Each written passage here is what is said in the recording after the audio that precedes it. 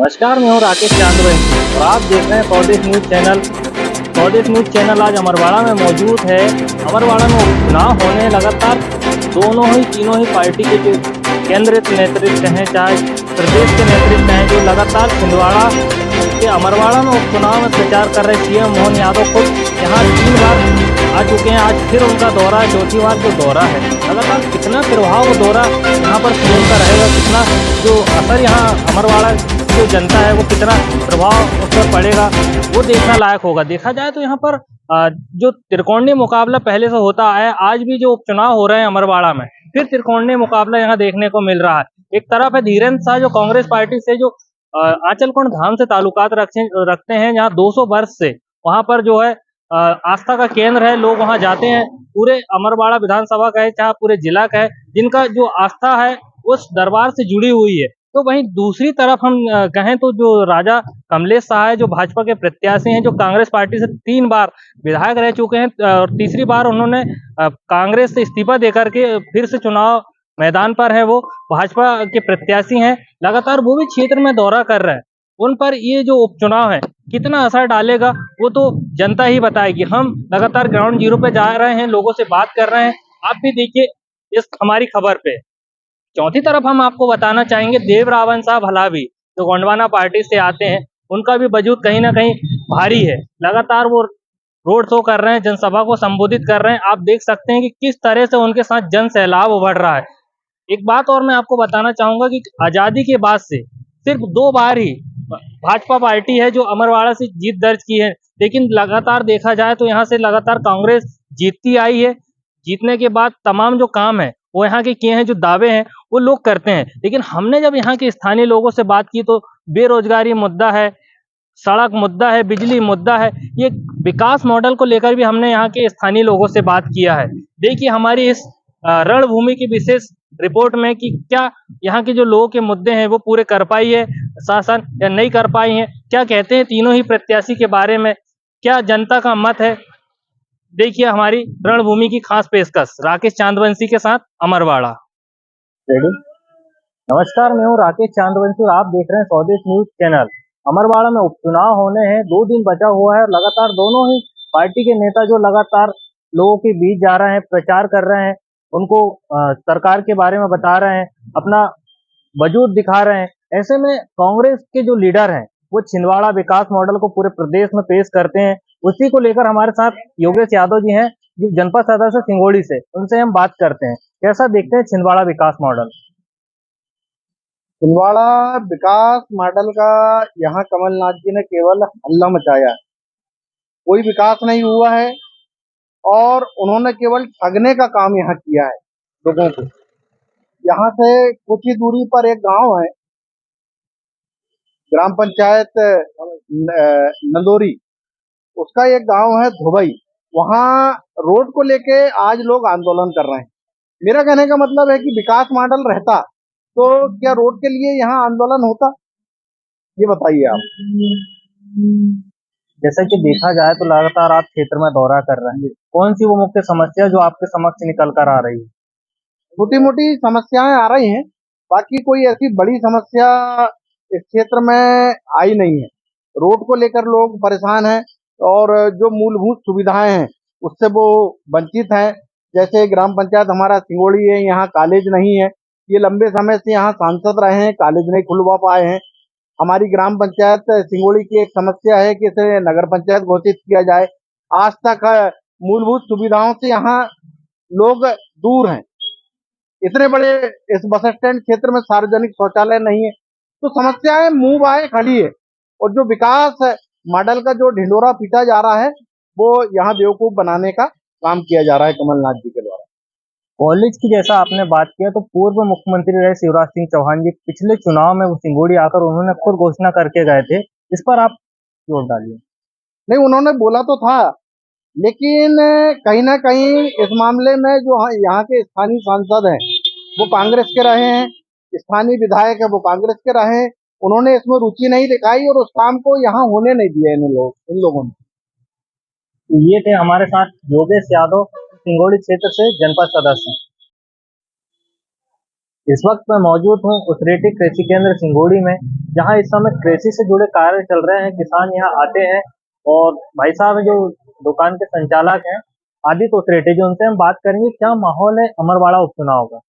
भाई साहब बहुत बहुत स्वागत है आपका। कैसा देखते हैं अमरवाड़ा उपचुनाव?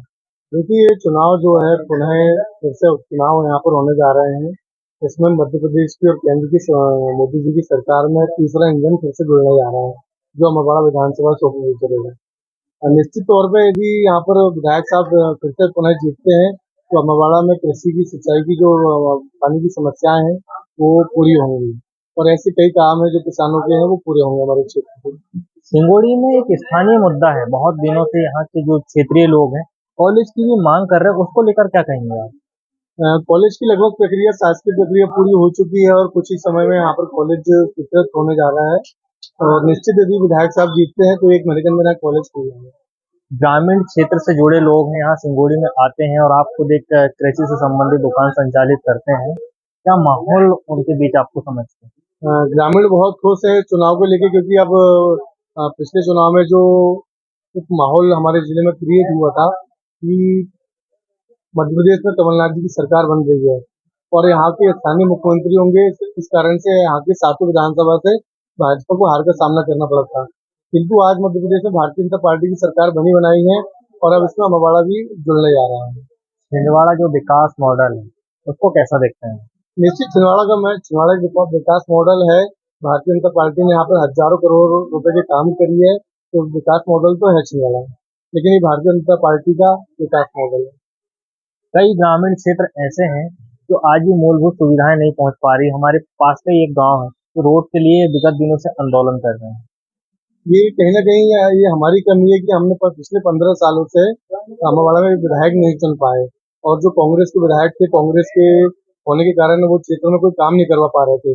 और भारतीय जनता पार्टी के जो नेता हैं उनके पास इतना पावर होते नहीं है, वित्तीय पावर की वो अपना काम करवा पाए, किसी रोड नल जल के काम करवा पाए। लेकिन अब क्षेत्र को ऐसी समस्याओं से गुजरना नहीं पड़ेगा।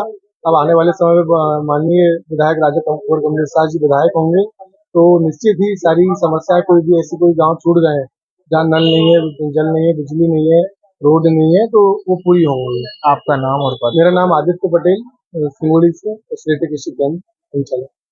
ये थे हमारे साथ उसरेटी कृषि केंद्र संचालक आदित्य पटेल।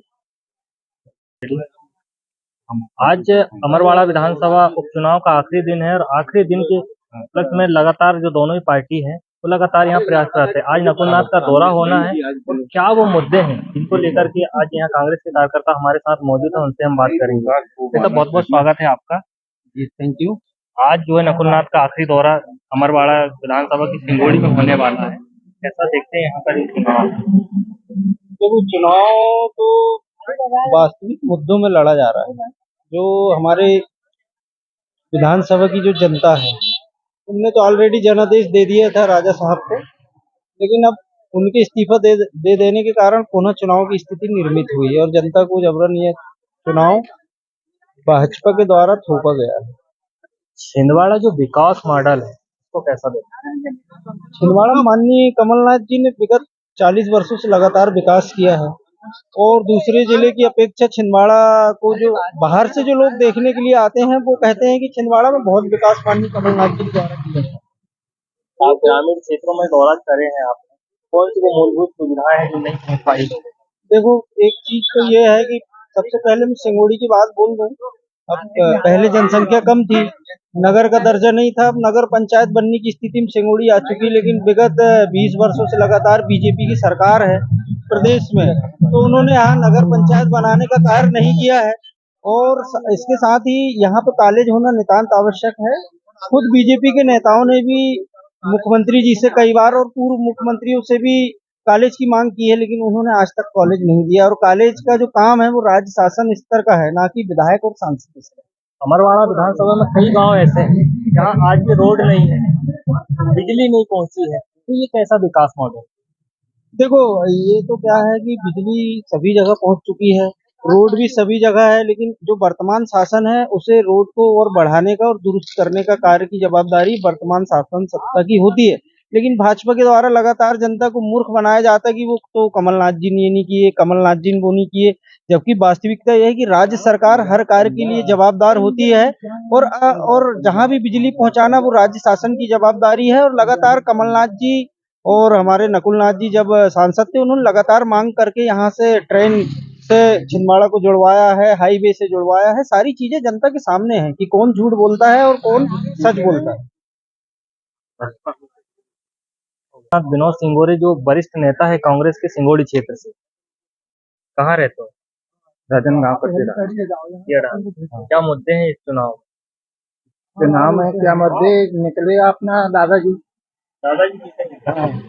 कौन से काम है जो भारतीय जनता पार्टी ने करता वो कोई काम नहीं करती, गुंडागर्दी ज्यादा बताती है। है? क्या वो स्थानीय मुद्दे हैं जो शासन नहीं कर पा रहे?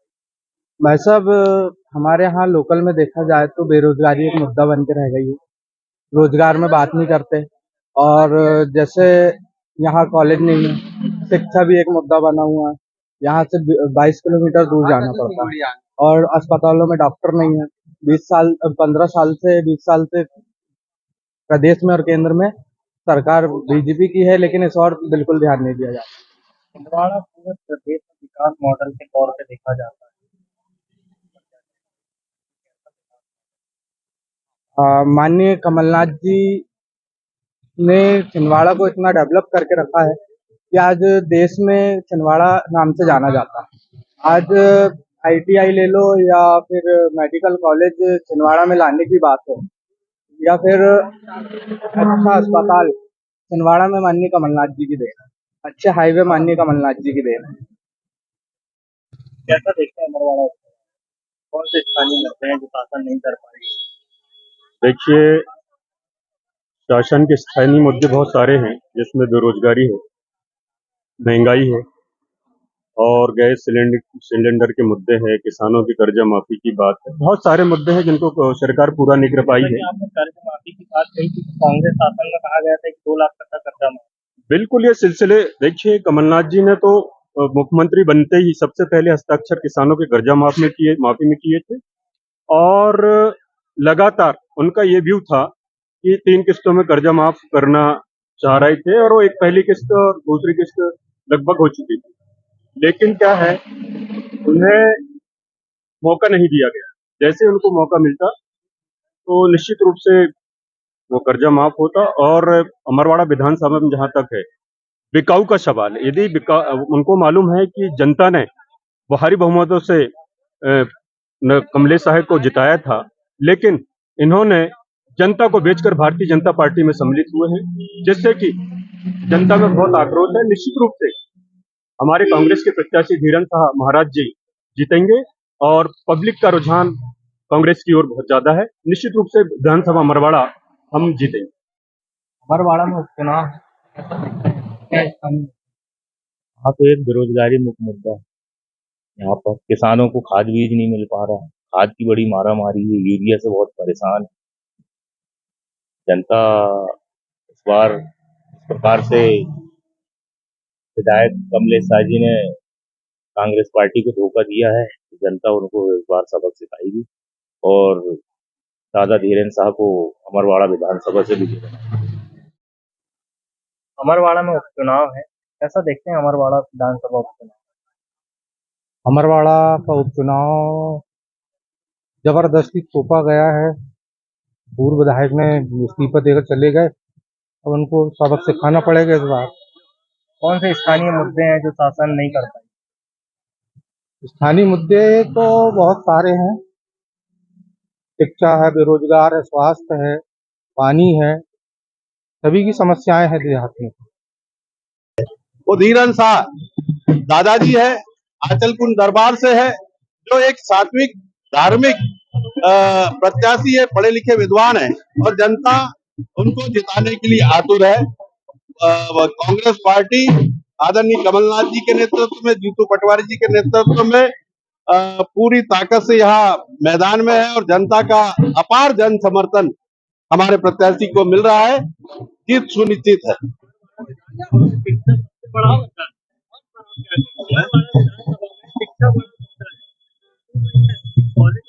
शिक्षा ये 25 साल से भारतीय जनता पार्टी का राज इस प्रदेश में चल रहा है और ये अकर्मण्य विधायक है जो विधानसभा में एक बार भी अपनी क्षेत्र की जनता के लिए किसी समस्या के लिए कुछ नहीं बोल पाए और इसलिए जनता परिवर्तन चाहती है और इसलिए यहाँ कांग्रेस भारी मतों से जीतेगी। सरकार कैसा देखते हैं इस चुनाव? जनता का रुझान पूरा सरकार की तरफ, गवर्नमेंट की तरफ है। केंद्र सरकार, राज्य में भाजपा की सरकार है और राज्य में कमलेश साहब कोई पैसे नहीं खाता है, काम करना चाहता है और वो मंत्री बन रहे हैं। तो उम्मीद है कि राजा के मंत्री बनने से और जनता के सहयोग से वो विधायक बनेंगे और मंत्री बनने से बट्टी साहू, कमलेश साहब और हम लोग सब मिलकर छिंदवाड़ा के विकास में लोगों की समस्याओं को हल करने में कोई कमी नहीं रखेंगे।